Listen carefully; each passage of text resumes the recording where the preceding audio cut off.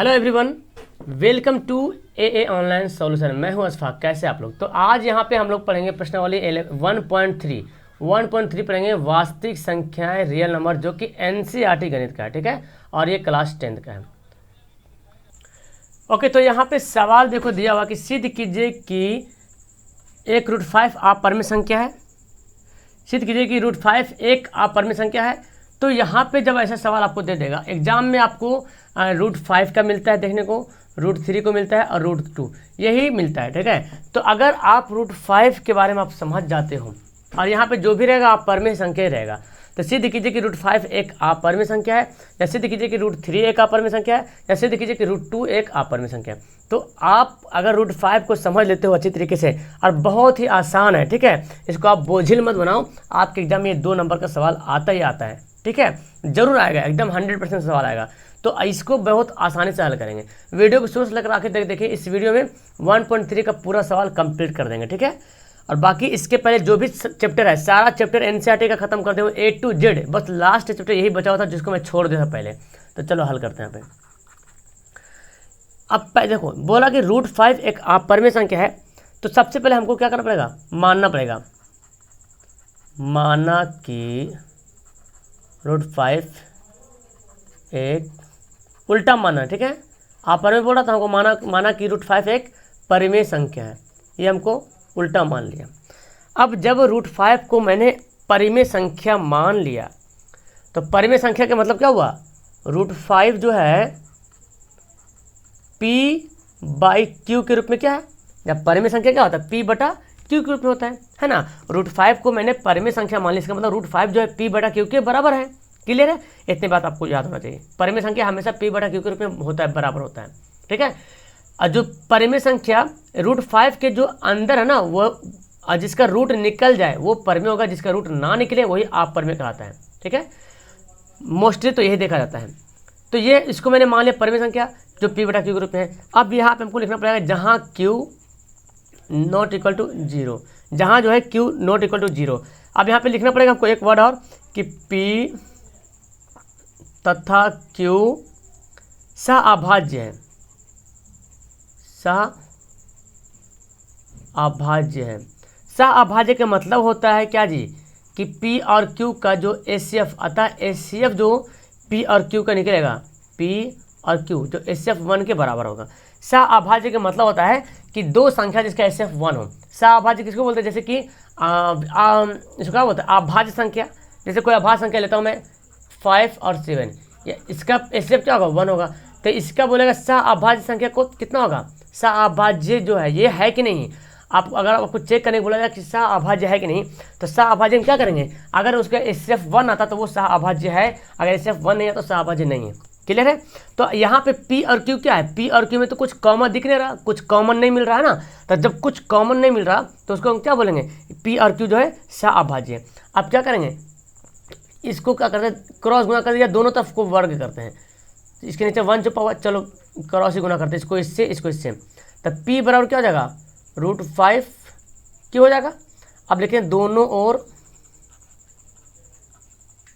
वर्ग करने पर, तो रूट 2 रहता तो 5, रूट 5 के जगह पर रूट 2 लिखना पड़ेगा। ठीक है, वर्ग करेंगे तो क्या हो जाएगा? p का स्क्वायर हो जाएगा, और इसका वर्ग कर लेते हैं, रूट 5 और q का करते हैं वर्ग करते हैं।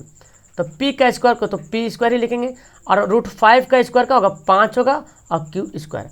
अब देखो ये दोनों क्या हो गया?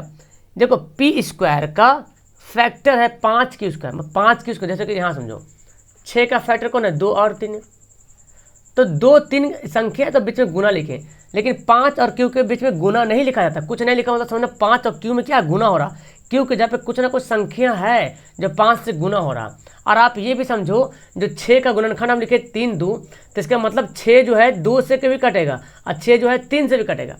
इसका मतलब ये हो रहा कि p स्क्वायर जो है 5 से भी कटेगा और q स्क्वायर से भी कटेगा। समझ में आ रहा ना? ये बराबर का मतलब p स्क्वायर जो है 5q स्क्वायर के बराबर है, मतलब कि p स्क्वायर का गुणनखंड है 5q स्क्वायर, अभाज्य जिसको बोलते हैं। ठीक है, तो 5 से भी कटेगा और q से भी कटेगा।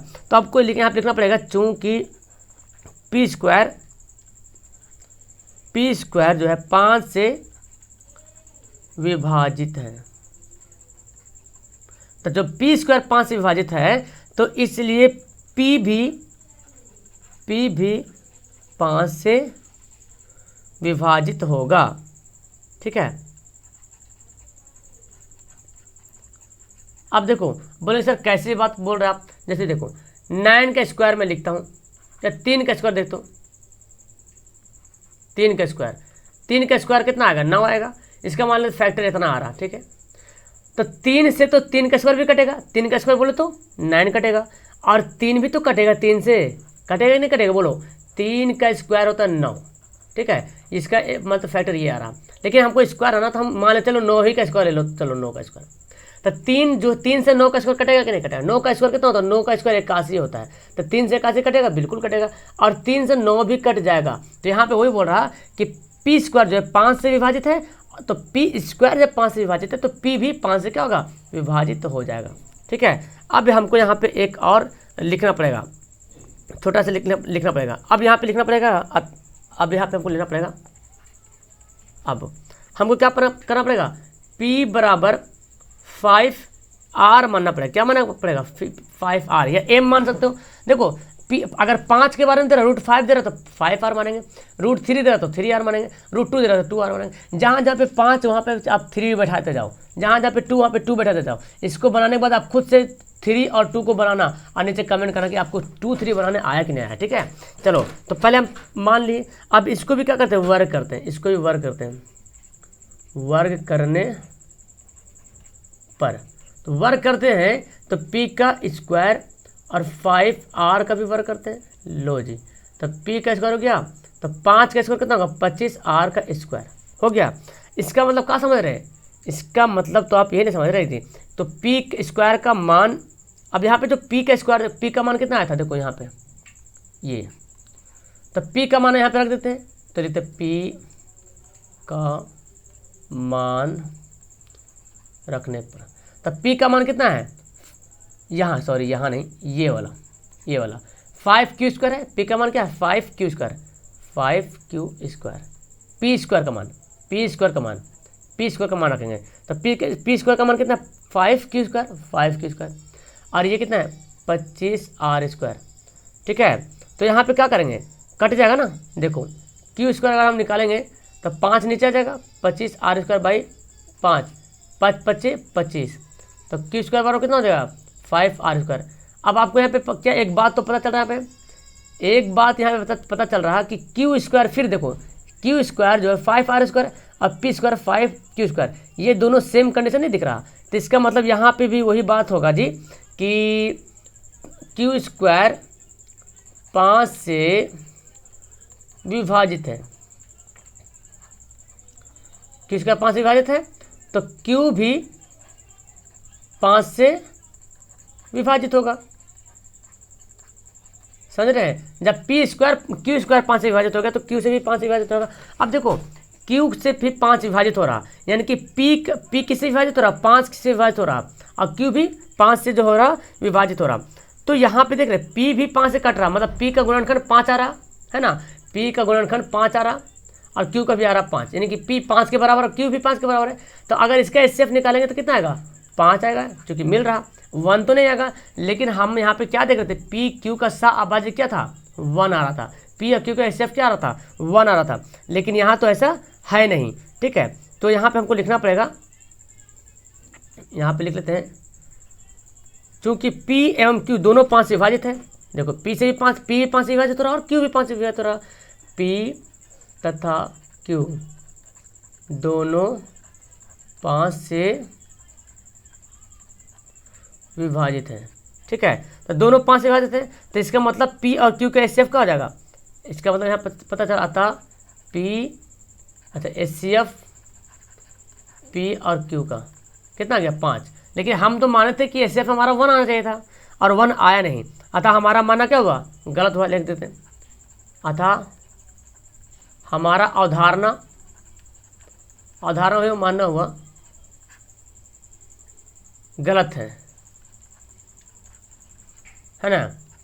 अतः √5 एक अपरिमेय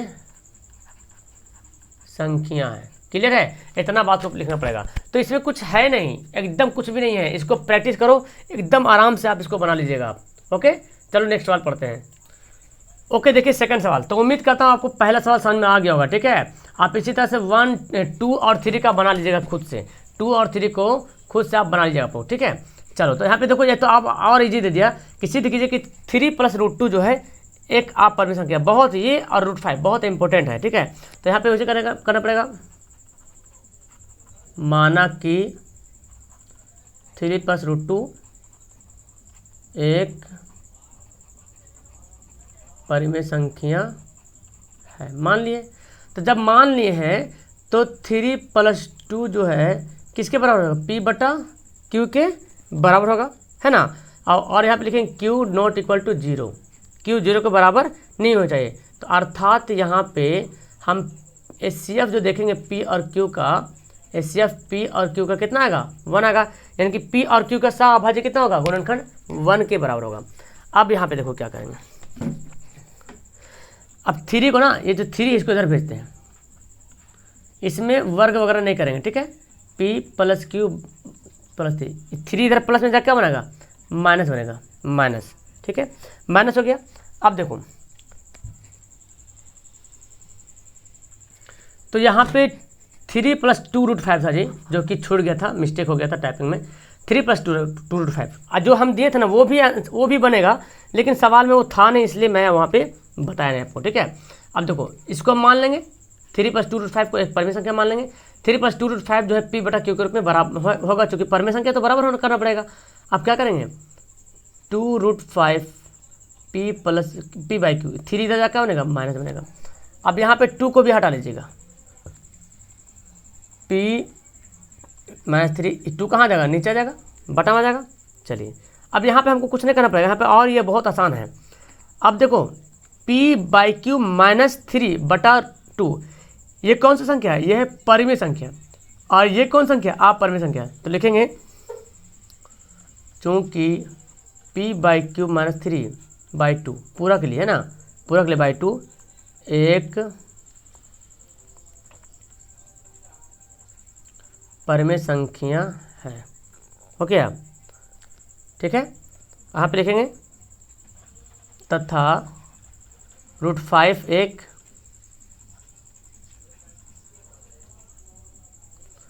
अपरिमेय संख्या है, ठीक है। तो यहाँ पे जान रहे हैं कि ये क्या है, परिमेय संख्या, और ये क्या है, अपरिमेय संख्या। तो क्या आप बोलो, परिमेय संख्या और अपरिमेय संख्या बराबर हो सकता है, कभी बराबर नहीं हो सकता। परिमेय संख्या अपरिमेय को अपरिमेय से अगर जोड़ते हैं, ठीक है, तो परिमेय भी आ सकती है, अपरिमेय ही आएगा। अगर परिमेय को अपरिमेय से अगर जोड़ेंगे तो हमेशा अपरिमेय होगा, परिमेय को अपरिमेय से घटाएंगे तो हमेशा अपरिमेय होगा, परिमेय को अपरिमेय से गुना करेंगे तो भी अपरिमेय होगा, परिमेय को अपरिमेय से भाग भी दीजिएगा तो भी अपरिमेय होगा। तो इसका मतलब हुआ, अतः √5 जो है बराबर नहीं होगा P/Q - 3/2 का। तो जब बराबर नहीं होगा तो हम लिख देंगे, अतः हमारा मानना गलत हुआ है ना, अतः हमारा अवधारणा गलत है, हो गया। अर्थात 3 + 2 √5 एक अपरिमेय संख्या है। क्लियर है, हमारा आंसर हो जाएगा। समझ में आया, ये 2 सवाल हम पढ़ चुके हैं। तीसरा सवाल देखते हैं क्या बोलता है, समझ में आया। इस तरह से कुछ भी सवाल रह सकता है, 3 + √5 है ना, तो 4 + 2 √3 ऐसे भी रह सकता है, ऐसे ही बनाएंगे। और क्या, यहाँ पे देखो संख्या का कुछ चेंज हुआ, कुछ भी चेंज नहीं हुआ, तरीका समझो, बाकी सब बनाना है आपको। यहाँ पे देख, यहाँ पे ध्यान दीजिए, ये क्या है, ये पूरा क्या है, परिमेय संख्या है, और ये क्या है, अपरिमेय संख्या। परिमेय को अपरिमेय कभी परिमेय अपरिमेय नहीं हो सकता बराबर। देखो, √5 या √2 5 के बराबर है, बोलो है कहीं बराबर नहीं है। लेकिन मैं आपको बोलूँ √9 3 के बराबर होगा, तो बोलेंगे हाँ सर बराबर, क्योंकि √9 का वर्गमूल कितना होता है, 3 होता है, 3 होता है, तो ये बराबर हो जाएगा। लेकिन यहाँ पे जब बराबर नहीं होगा, बराबर का मतलब भाग, जो भाग नहीं हो सकता, कट नहीं सकता है। √2 जो है √5 से बराबर नहीं हो सकता, इसलिए ये भी क्या हो जाएगा, अपरिमेय हो जाएगा। तो जब परिमेय अपरिमेय बराबर नहीं हो सकता तो हमारा मानना अवधारणा जो है गलत हो गया। और ये जो 3 + 2 √2 ये क्या है, एक जो है ये अपरिमेय संख्या। ओके, नेक्स्ट क्वेश्चन पढ़ते हैं। अब देखो जी 3 नंबर सवाल, बहुत हल्का सवाल है, सेम सवाल जो ही मैं बताया ना उसी तरह सवाल। चलो तो इतना तो बनाएंगे तो आपको समझ में आ ही जाएगा। चलो 1/1 पहला क्या है 1/√2, इसको देखना बताना क्या कि आप परमेय संख्या है सिद्ध कीजिए इसको। तो सेम कंडीशन करेंगे, माना कि 1/√2 एक परिमेय संख्या है, ठीक है, मान लिया।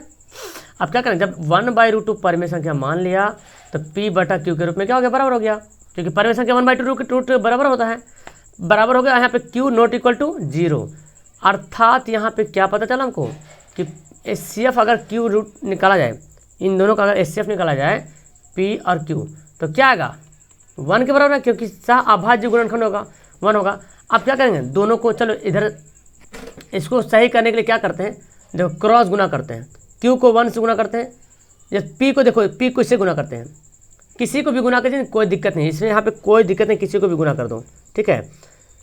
पलटिए यहाँ पलटिए, देखिए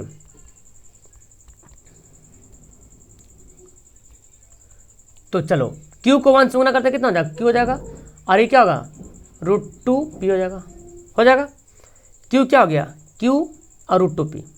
और भी यहाँ पे आप इसको क्या कर सकते हैं, लो P को भी इधर ले चलिए, P को भी इधर ले चलाइए, तो Q/P हो गया और √2 हो गया। चलो समीकरण फर्स्ट, यहाँ देखो ये Q/P मैंने क्या माना, P/Q, देखो 2/3 लिखो या 3/2 लिखो, बात बराबर है ना। परिमेय संख्या के लिए 2/3 भी परिमेय संख्या है और 3/2 भी परिमेय संख्या है, बिल्कुल। अगर हम √9/3 लिखें ये भी परिमेय संख्या है, या 3/√9 लिखे, क्या फ़र्क पड़ता है, परिमेय संख्या तो है ना, परिमेय संख्या है। अब यहाँ पे क्या है, चलो अब यहाँ पे लिखते हैं, चूँकि Q/P एक परिमेय संख्या है तथा √2 तो जानते हैं, √2 क्या है, √2 एक अपरिमेय संख्या है। √2 क्या हो गया, अपरिमेय संख्या होगा। तो अब यहाँ पे जब जान गए √2 अपरिमेय संख्या हो गया, तो अर्थात हम यही जानते हैं जी कि Q/P जो है √2 के बराबर नहीं हो सकता है, यानी कि परिमेय और अपरिमेय कभी भी आपस में बराबर नहीं हो सकता है। अतः हमारा अवधारणा विरोधाभास भी लिख सकते हैं, विरोधाभास है, विरोधाभास मतलब क्या हुआ, उल्टा है ना। अर्थात ये हुआ कि 1/√2 एक क्या है, एक अपरिमेय संख्या है। अब बोलेंगे सर 1 को क्यों हटा दिए, तो 1 तो परिमेय संख्या तो है ही है, √2 देखना है, √2 सिद्ध होता है कि नहीं परिमेय संख्या, तो कभी होगा नहीं, चूंकि अपरिमेय संख्या तो कभी होगा नहीं, क्लियर है। अब चलो सेकंड बनाते हैं, ओके। तो सेकंड सवाल क्या है, 7√5, चलो इस पे जो बनाते हैं सेकंड का हल करते हैं। 7√5 ये दिया हुआ है, सेम कंडीशन इस तरह भी करेंगे, माना कि 7√5 एक परिमेय संख्या है, मान लिया मैंने। जब परिमेय संख्या होगा तो अब आपको बनाने आ गया होगा, मेरे साथ साथ बोलिए। तो 7√5 जो है किसके बराबर होगा, P/Q के बराबर होगा, जहाँ Q जो है 0 के बराबर नहीं होगा, ठीक है। और अर्थात अब 0 के बराबर नहीं है तो HCF अगर PQ का HCF निकालेंगे तो क्या आएगा 1 के बराबर। देखो PQ में कुछ कॉमन हो रहा है, P और Q में कोई भी कॉमन नहीं हो रहा, तो 1 तो कॉमन होता है, 1 तो सबसे गुना है जी। अब देखो अब इसमें क्या करेंगे ना, इस 7 दिख रहा है ना, 7 को यहाँ से भगाओ, तब P/Q 7 गुना आगे क्या बनेगा, भाग बन जाएगा, तो नीचे लिख देते √7, इसको अच्छा से हम लिख देते हैं P/7 क्यों लिखते हैं। अब देखो अब सब वही बात, फिर वही बात लिखना, परिमेय संख्या है अपरिमेय संख्या है, तो यहाँ पे लिख देते हैं, सेम कंडीशन आपको लिखना पड़ेगा कि चूँकि P/7Q एक परिमेय संख्या है, ठीक है, तथा √5 एक, सेम बात लिखना है, अपरिमेय संख्या है ना। तो लिखेंगे अतः जो है से √5 जो है बराबर नहीं हो सकता है P/7Q का, बराबर नहीं है। जब बराबर नहीं होगा तो क्या लिखेंगे, अर्थात 7√5 एक, अर्थात अच्छा यहाँ पे कुछ और लिखना पड़ेगा, अतः हमारा अवधारणा विरोधाभास है, ठीक है। अर्थात ये हुआ कि 7√5 एक अपरिमेय संख्या है। सवाल आपको दे सकता है कि सिद्ध कीजिए कि √2 एक परिमेय संख्या नहीं है, ऐसे भी दे सकता है, नहीं है तो परिमेय संख्या नहीं मतलब क्या हुआ, अपरिमेय बोल रहा। चलो अब देखो नेक्स्ट क्या है, 6 + √2, ये भी इसी तरह बनाएंगे। चलो 3 बनाते हैं, 6 + √2, तो माना कि 6 + √2 एक उल्टा मानना है परिमेय संख्या है, मान लिया। तो 6 + √2 किसके बराबर होगा, P/Q के रूप में होगा, जहाँ Q जो है नॉट इक्वल टू 0। अर्थात यहाँ पे ये आ रहा है बात यहाँ पे, तो P और Q का अगर HCF निकालते, P और Q का अगर HCF निकालते तो किसके बराबर होगा, 1 के बराबर होगा। किसके बराबर होगा, 1 के बराबर होगा। अब यहाँ पे क्या करेंगे, देखो सेम जो बनाए थे इसका तीसरा नंबर सवाल, उसी तरह P/Q -6 हो जाएगा। अब ये क्या है, ये देख रहे हैं, ये क्या है, परिमेय संख्या, ये क्या है, अपरिमेय संख्या है ना। चूंकि P/Q -6 सेम एक परिमेय संख्या है तथा √2 एक अपरिमेय संख्या है ना। तो अतः क्या हुआ, अतः यहाँ पे लिख सकते हैं कि 2 जो है बराबर √2 जो बराबर P/Q -6 के बराबर नहीं हो सकता है ना, बराबर कभी हो ही नहीं सकता है। अतः हमारा अवधारणा गलत हुआ। मेरी राइटिंग नहीं बन पा रही बिकॉज मैं डिजिटल पेन से लिख रहा हूँ, इसलिए राइटिंग नहीं बन पा रही, ठीक है, गलत हुआ। अर्थात 6 + √2 एक अपरिमेय संख्या है, ठीक है, अपरिमेय संख्या हो गया। तीसरा से हमारा क्या हो गया, प्रूफ हो गया, यही बनाना था। तो मेरे ख्याल से आपको परिमेय और अपरिमेय में किसी प्रकार की कोई दिक्कत नहीं होने वाली है, ठीक है। उम्मीद करता हूँ, तो आपसे तो मैं यही उम्मीद करता हूँ कि अब आपको इसमें किसी तरह कोई दिक्कत नहीं होगा। क्लियर है, समझ में आ गया, सारा सवाल आपको समझ में आ गया होगा, ठीक है। तो चलो वीडियो को करता हूँ लास्ट, और कल पढ़ेंगे 1.4 और NCERT किताब हो जाएगा खत्म, एक भी सवाल नहीं बचेगा। मैंने एक एक सवाल करके करा दिया हूँ, यहाँ तक कि जो ऐच्छिक प्रश्न था ना, जो एडवांस क्वेश्चन था, जो क्या बोलते हैं ऐच्छिक मतलब खुद से लेने वाला जो लेते हैं, ऐच्छिक विषय जिसको बोलते हैं, उसको भी मैं करा दिया हूँ। जाकर के वीडियो के नीचे लिंक, इसके नीचे लिंक दिया हुआ है सभी वीडियो का, ठीक है, सभी लेसन वाइज लिंक बना हुआ, जाओ और सभी लेसन को देखो जो नहीं देखे। Okay that's all, thank you everyone, have a nice day, bye.